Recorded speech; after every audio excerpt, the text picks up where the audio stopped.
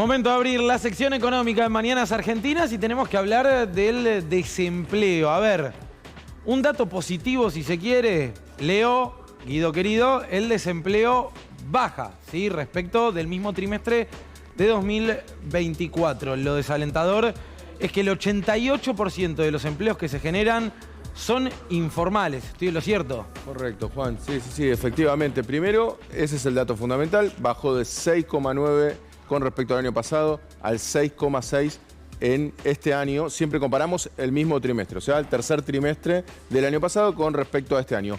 Pero lo que hicimos acá, como siempre, que queremos darte un dato adicional, un análisis un poco más profundo, es mostrarte desde que arrancó esta gestión, qué es lo que pasó con respecto al desempleo. Bueno, el mismo trimestre de lo que fue el último año del gobierno de Alberto Fernández, que como siempre decimos, no era Disney, estamos todos de acuerdo, ¿no? Exactamente. Vamos a compararlo, dale. Ahí lo que tenemos es la desocupación abierta, o sea, los que están buscando, a ver, ¿cuál es la definición de desocupados? ¿No? Son los que están buscando empleo pero que no encuentran. Si vos te quedás en tu casa y no estás buscando empleo, no sos un desocupado para los términos de cómo son las cuentas nacionales en Argentina, sino que sencillamente serías un inactivo. Por ejemplo, una persona que ya está en edad jubilatoria es un inactivo, los que no están en edad de poder trabajar es inactivo y aquel que no busca trabajo o que no tiene trabajo es inactivo. Por ende, los desocupados son los que buscan empleo y no encuentran. Bueno, estaban en 5,7, ahora están en 6,6%. Llegó a 6,9 en 2024. Exacto. Y a su vez tenemos acá, este es el dato que generalmente cuando uno ve los informes de mercado laboral solamente nos quedamos con el tema del desempleo, pero en realidad hay muchos datos que aportan además el informe del INDEC que me parece que son importantes a tener en cuenta. Ocupados demandantes de trabajo, o sea, estos son personas que están trabajando, que están ocupados, pero que en realidad buscan más trabajo, ¿no? Esta cuestión del pluriempleo o que están buscando activamente otro trabajo. Bueno, pasó del 15,2 al 16,1%. O sea que estamos hablando de un aumento en ese sentido. Después tenemos ocupados no demandantes, pero disponibles. ¿Esto qué quiere decir? Son aquellos que están ocupados y que cuando les consultan dicen, sí, yo estoy dispuesto a trabajar más. Claro, pero no estoy buscando. Pero no lo estoy buscando, ¿no? Claro. También se da un aumento.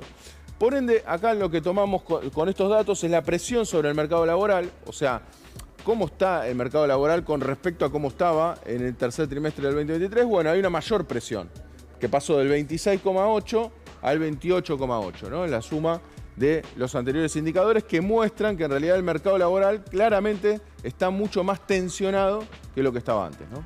Claro, claro. Y este dato respecto de, digo, pues yo lo decía recién, ¿no? Uno cuando ve que baja el desempleo, 0,3, sí, bajó respecto de mismo trimestre de 2024, respecto de 2023 es más alto efectivamente.